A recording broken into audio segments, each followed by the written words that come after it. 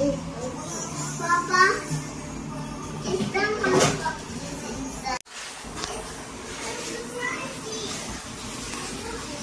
so installing switch control, the brand is Sonoff.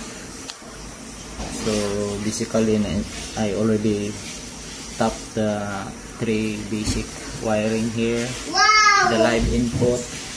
So what is kulang here is the switch. So ang kagandahan ng Matter is kahit wala siyang cloud, hindi siya connected, is pwede siya mag-on. So the two remaining terminal here is for the switch. So basically now nagpa-function na siya in manual natin at saka voice control. So ayan, ito yung pairing button niya at saka yung on-off button also. So pwede na rin natin i-control siya sa voice since online na na-set up ko na din, na-add ko na siya sa app. Try natin. Okay Google, turn on the kitchen. Sure, turning kitchen on. Nandun yung ano ko, Google Nest Mini. So ilagay natin yung switch. So I already installed the toggle switch. This is normal switch. Ang kagandahan ng itong Sonoff na Mini R4M, ano na siya,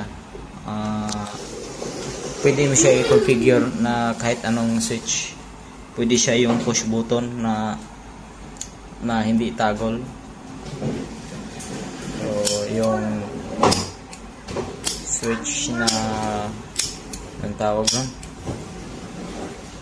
like push button, so kaya mo siya i-program. So dito ang Mini R4 lang is required siya ng ground, neutral. So kaya need mo siya ng neutral, and this is Wi-Fi, hindi siya ibang wireless communication protocol. So need niya is Wi-Fi. Pero ang unique nito is maliit siya. Ayan, maliit. Pwede natin ilagay sa utility box sa likod. Sinukat ko na yan. Kasya yan siya. Ayan. So, ang lawak. And then, itong ground na to naka-terminate lang doon sa taas, hindi dito.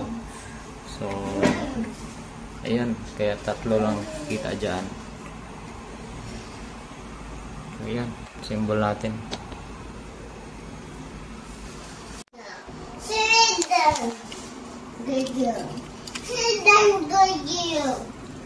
Okay, kasyang-kasya siya.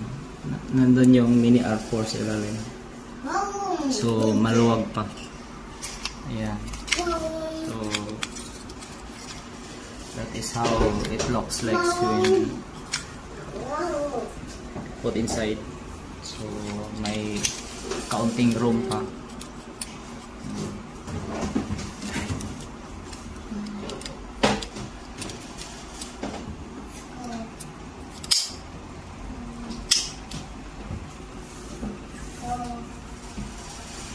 Pinakamaliit na yata to pang retrofitting eh.